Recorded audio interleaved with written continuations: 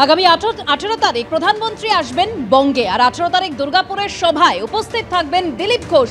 17 তারিখে তিনি দুর্গাপুরের উদ্দেশ্যে রওনা দেবেন। তবে দিলীপ ঘোষ তিনি জানিয়েছেন যে এখনো দলের পক্ষ থেকে আনুষ্ঠানিক আমন্ত্রণ জানানো হয়নি।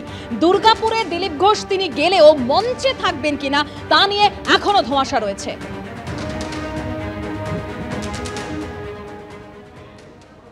এই দিলীপ ঘোষের ব্যাপারটা আলাদা দলের ব্যাপার, আমরা তো আলাদা দল, তো সুতরাং এটা অন্য দলকে কি কাকে ডাকবে তাদের ব্যাপার। কিন্তু এটা ঘটনা যে দিলীপ ঘোষকে যারা ডাকেনি, তো দিলীপ ঘোষের এবারের যদি সত্যি আমন্ত্রণ থাকে তো তার মানে তো দিলীপ ঘোষ যারা আগের বার ডাকেনি তাদেরকে উনি হারিয়ে দিলেন ফু দিয়ে, ফু যা এবার আমি যাব। এই তো দিলীপ ঘোষ সুকান্ত বাবুদের উড়িয়ে দিলেন। দিলীপ ঘোষকে আগের বার ডাকেননি, সুকান্ত বাবু প্রেসিডেন্ট ছিলেন, শ্রমিক বাবু জায়গা দিয়েছেন। তো দিলীপ ঘোষ একজন সিনিয়র বিজেপির, তাদের সঙ্গে আমাদের আইডিওলজিক্যাল ব্যাটল, আদর্শগত লড়াই।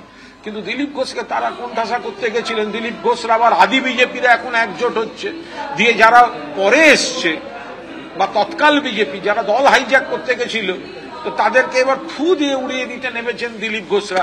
আমরা দেখছি, মজা দেখছি। শুভেন্দু অধিকারীর ডাকা 12 ঘন্টার খেজুরি বন্ধে বিক্ষিপ্ত অশান্তি।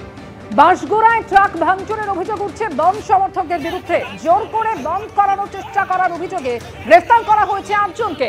খেজুরি বিদ্যাপীঠের কাছে হেরিয়া এবং খেজুরি রাজ্য সড়ক অবরোধ করা হয়, পুলিশের সঙ্গে কথা কাটাকাটি হয়, এলাকায় উত্তেজনা তৈরি হয়। এসডিপিওর হস্তক্ষেপে 4 ঘন্টা পর ওঠে অবরোধ।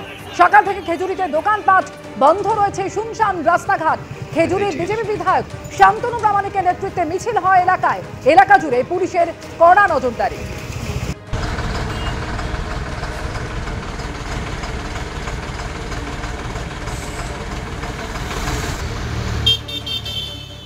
गत 12 जुलाई भोर बेलाয় খেজুরি থানা अंतर्गत কালমোড়ে 2 জন ব্যক্তিকে অস্বাভাবিক মৃত্যু হয়েছিল।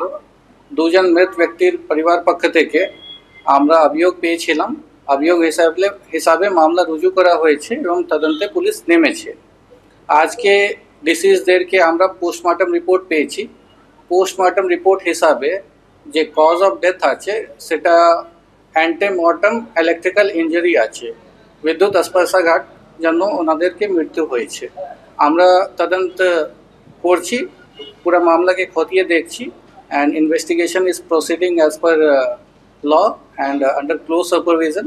আমরা তদন্ত শুরু করেছি। তদন্ত হিসাবে যদি কোনো ব্যক্তিকে ইনভলভমেন্ট পাওয়া যায় আমরা নিশ্চয়ই অ্যাকশন নেব। যদি পারমিশন না থাকলে আমরা ওই হিসাবে অ্যাকশন নেব। আমরা নিশ্চয়ই যে প্রসেস আছে ওই হিসাবে লিগাল অ্যাকশন যে আছে সেটাকে ফলো করব।